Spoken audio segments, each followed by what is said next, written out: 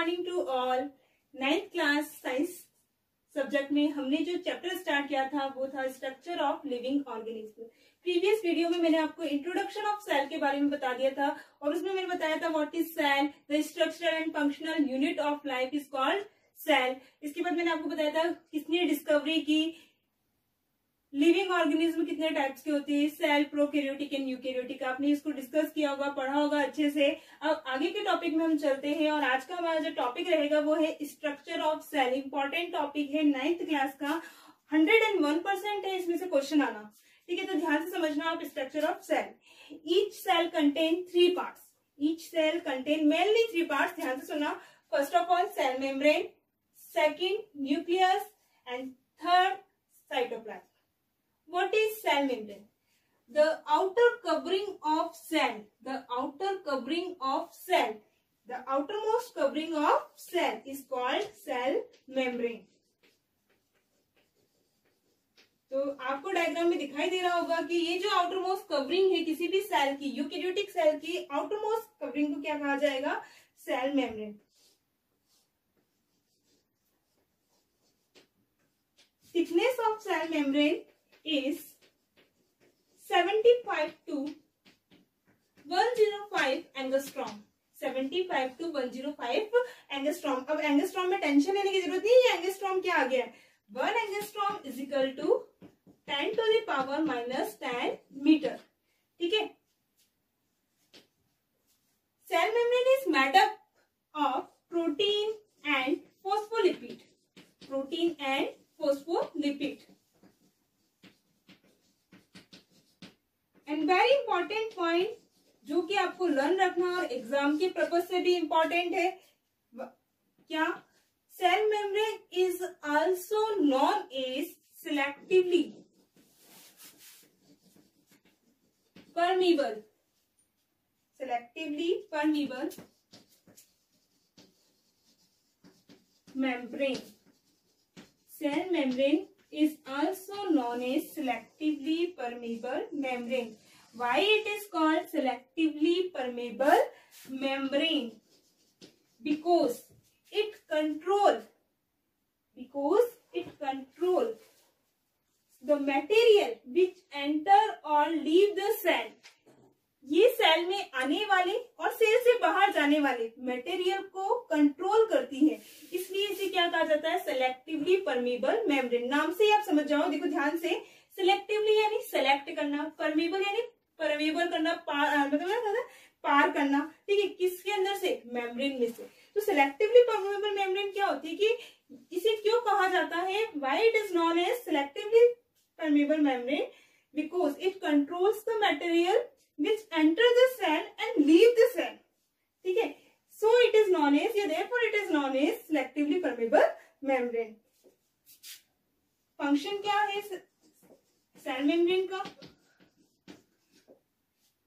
Provide fix shape and protection of cell. Simple सा function है। 2 function मैंने आपको बताया। एक तो ये सेल को क्या प्रोवाइड करती है? फिक्स शेप प्रोवाइड कर रही है और सेल का क्या कर रही है? प्रोटेक्शन कर रही है। तो देखो सेल मेम्ब्रेन में हमने क्या सीखा? What is the cell membrane? The outermost covering of cell is called cell membrane. Thickness कितनी होती है? 75 to 105 angstrom. What is angstrom? 1 angstrom is equal to 10 to the power minus 10 metre. Cell membrane किससे made up होती है? Protein and phospholipid से। It is also known as selectively permeable membrane. आप जान चुके हैं why it is called selectively permeable membrane. Function क्या है? सेल को फिक्स शेप प्रोवाइड करना और सेल का क्या करना? प्रोटेक्शन करना। नेक्स्ट हम बात करेंगे साइटोप्लाज्म की। साइटोप्लाज्म की बात करने से पहले एक इंपॉर्टेंट पॉइंट नोट्स की तरह आप सुन लो ना ध्यान से, कि ये तो एक मैंने जनरल सेल, एनिमल सेल की बात करी थी, लेकिन अगर हम प्लांट सेल की बात करें तो प्लांट सेल में सेल मेम्ब्रेन के आउटर सरफेस पर नॉन लिविंग लेयर प्रेजेंट होती है। नॉन लिविंग लेयर प्रेजेंट होती है। ध्यान से सुनना, मैंने स्पेसिफिकली इस पे डाला है non living layer, which is known as cell wall. The non-living layer is present on the cell membrane in the plant cell is called cell wall. इसका मतलब आप एक चीज समझ गए होंगे कि प्लांट सेल और एनिमल सेल में एक डिफरेंस है. प्लांट सेल में सेल वॉल प्रेजेंट होती है और एनिमल सेल में सेल वॉल क्या होती है, एब्सेंट होती है. डेफिनेशन क्या होती है सेल वॉल की, the non living layer present on the cell membrane in the plant cell is called cell wall. Cell wall किससे बनी होती है, it is made up of cellulose. ये सेल्यूलोज की बनी होती है. तो ये तो हो गया आपके जनरली सेल मेम्ब्रेन के बारे में. नेक्स्ट हम बात करेंगे साइटोप्लाज्म की. What is cytoplasm? डायग्राम में आपको दिखाई दे रहा है कि साइटोप्लाज्म क्या है. साइटोप्लाज्म, ध्यान से सुनना डेफिनेशन को. डेफिनेशन एकदम प्रॉपरली आपको पता होनी चाहिए. द सब्सटेंस, देखो ये तो सेल मेम्ब्रेन है, ये nucleus, the central part of the cell is called nucleus. देखो central part of the cell is called nucleus. The outermost covering of cell is called cell membrane. ध्यान से सुनना. The substance present between the, ये जो substance दिखाई दे रहा है, the substance present between the cell membrane and nucleus is called cytoplasm. Definition आपको learn हो गई होगी. क्या है? The substance present between the cell membrane and nucleus is called cytoplasm. And this cytoplasm contain living and non-living structure. The living structure is known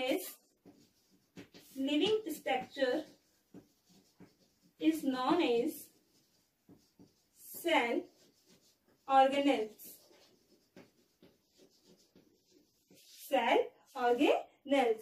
living structure में कई सारी cell organelles होती है. तो आपको पता चल गया होगा कि साइटोप्लाज्म क्या होता है. साइटोप्लाज्म में जो लिविंग और नॉन लिविंग स्ट्रक्चर प्रेजेंट होती है उन्हें हम क्या कहते हैं, सेल ऑर्गेनेल्स.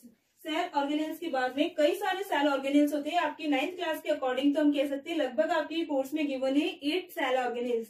सभी के मैं नाम बता देती हूँ, आपको नाम को लर्न करके घबराने की जरूरत नहीं. एक एक अच्छे से हम डिस्कस करेंगे और कोई टेंशन की बात नहीं, सभी को लर्न हो जाएगा और सभी को समझ में भी आ जाएगा अच्छे से. Cell organelles. First cell organelle होता है mitochondria. Second endoplasmic reticulum.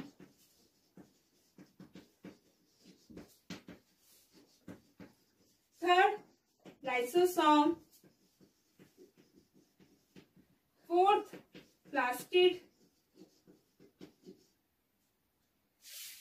Fifth Golgi body.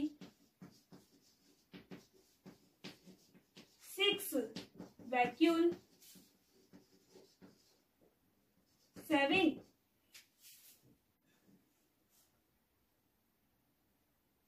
तो आपके हो गए हैं mitochondria, endoplasmic reticulum, lysosome, plastid, ribosome, Golgi body.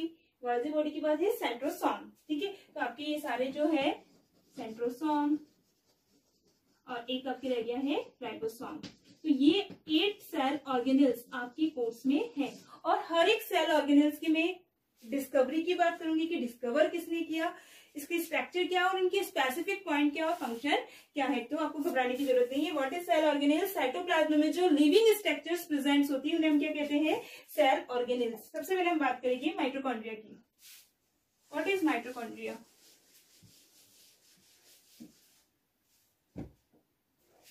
Mitochondria. Mitochondria की बात करने से पहले ही मैं आपको इसका क्या बता दी थी, इंपॉर्टेंट पॉइंट जो हमें लर्न रखना है. माइटोकॉन्ड्रिया क्या है?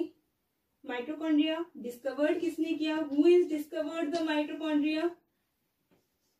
कॉलिकर. Kolliker is discovered the mitochondria.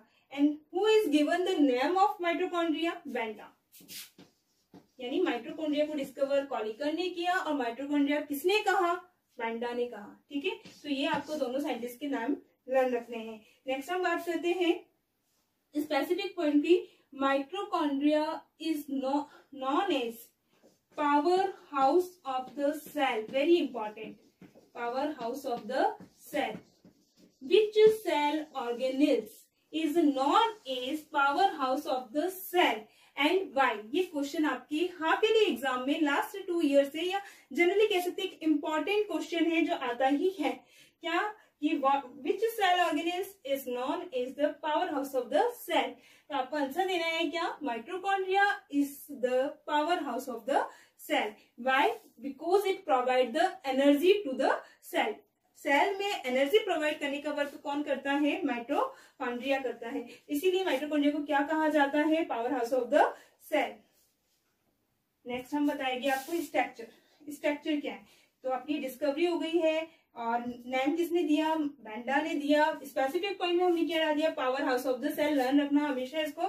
Which cell organelles is known as the power house of the cell, तो आंसर होगा माइटोकॉन्ड्रिया। अब बात करते हैं स्ट्रक्चर की। What is the structure of mitochondria?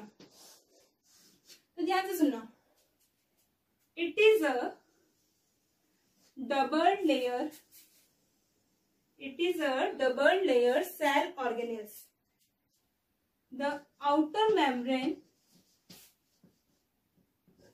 या outer layer भी कह सकते हो, and inner membrane. Outer membrane is smooth and plain, but inner membrane पर फिंगर लाइक प्रोजेक्शन प्रेजेंट होते हैं। ध्यान से देखना, मैं आपको ये फिंगर लाइक प्रोजेक्शन बना रही हूं। माइटोकॉन्ड्रिया की इनर मेम्ब्रेन पर फिंगर लाइक प्रोजेक्शन प्रेजेंट होते हैं। This finger like projection is known as cristae. This finger like projection, देखो ये हमारी फिंगर लाइक प्रोजेक्शन है और इन फिंगर लाइक प्रोजेक्शन को हमने क्या कहा, क्रिस्टी। तो mitochondria double layer cell organelles है, outer membrane and inner membrane. Outer membrane smooth and plain होती है, इनर मेम्ब्रेन पर फिंगर लाइक प्रोजेक्शन होते हैं, which is known as cristae. इन क्रिस्टी पर नंबरलेस स्मॉल पार्टिकल्स प्रेजेंट होते हैं। These small particles is known as oxysome. These small particle is known as oxysome and F1 particles.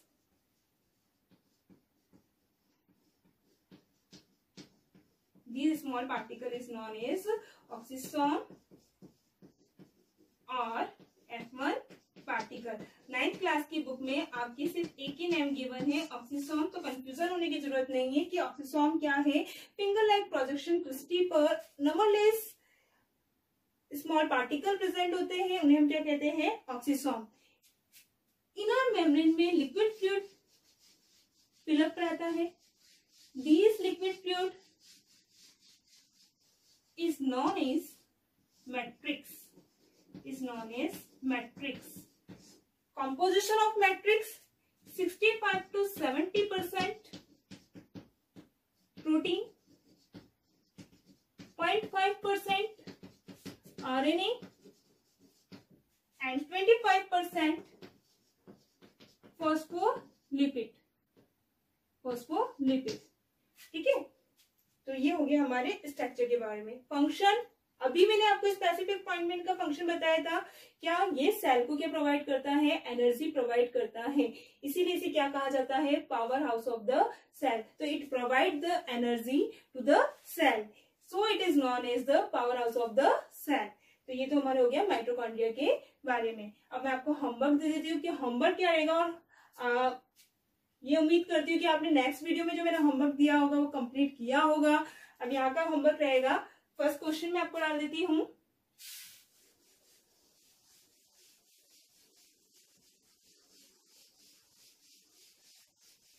First question आपका ये है,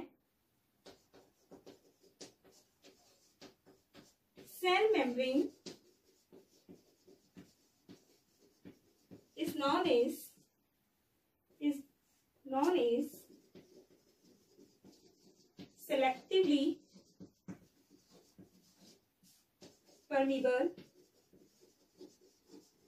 membrane Y। Second question आपका ये है, which cell organelles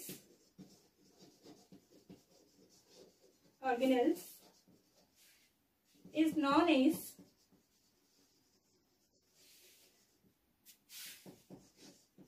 powerhouse of the cell. Powerhouse of the cell.